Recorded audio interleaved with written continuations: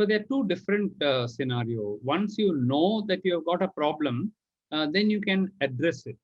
And in fact, I'm very pleased that when this COVID first came, there were some mathematical projections, and they said that this HbA1c test, a 3 months control test, it should be below 5.6 is normal, but below 7, if you get it also, is good enough for diabetic patients. So there was a projection. One of the Indian doctors wrote saying that the HbA1c will go up at least 4%. So from 8, it will go to 12, and 12 it will go to 16. And that's going to be the effect of COVID and the lockdown. And just lockdown itself, they said, will result in that. So we said, let's test it out. So we called 3,000 of our patients during the lockdown and asked them, when did you, do the, we knew that they had come to us at a particular, we have electronic records. So we knew they'd come 3-4 months before that, and we knew the HbA1c results. So we called them and said, have you had your HbA1c done now during this period, during the lockdown? So around June, July, we called them. So already about 3 months had gone. So that had to be that effect of that time.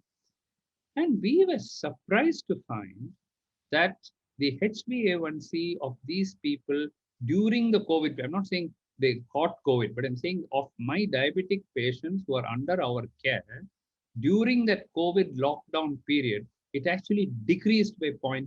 We completely disproved all those mathematical calculations saying it will go up by 4%.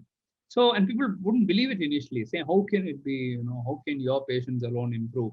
So I said, it's effective education. We have been educated them, told them what to do. Plus, maybe our patients are of a slightly higher socioeconomic status. Maybe they are, middle class and above. And so they've been reading every day, deaths and this and that, and that's frightened them.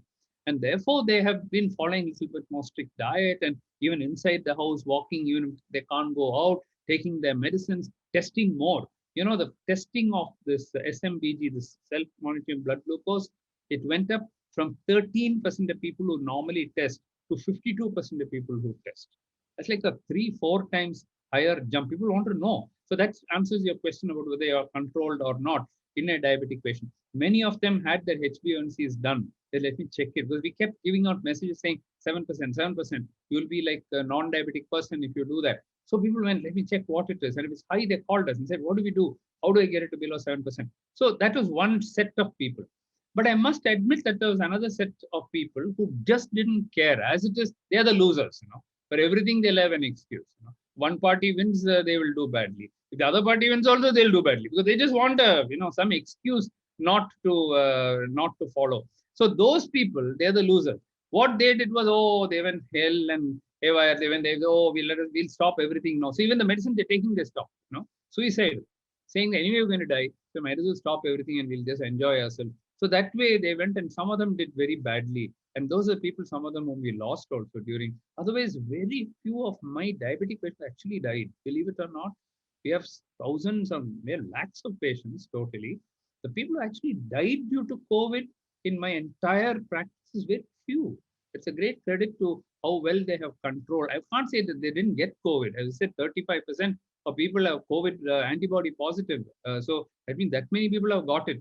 But the number of deaths were very, very, very few. Of course, now most of them have got vaccinated also. So the good news is that if you look after yourself, you can reduce the risk to that of a non-diabetic person, which is great, because very few non-diabetic people without comorbidities and all that die. If that happens in some old age and other morbidities and things like that. Of course, in the second wave, some youngsters are dying. We'll talk about that later.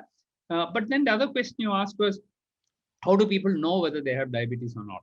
Now, well, if they have a family history of diabetes, suppose their father has it, mother has it, brother has it, somebody has it, you also should be aware that you have a very high risk of developing diabetes. And if you've not checked so far, why don't you check now?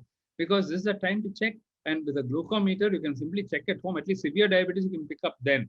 Otherwise, if you're able to go to a lab and do a proper test to find out, now's the time to do it, because if at all you have it, even if you have pre-diabetes, you can get it under control.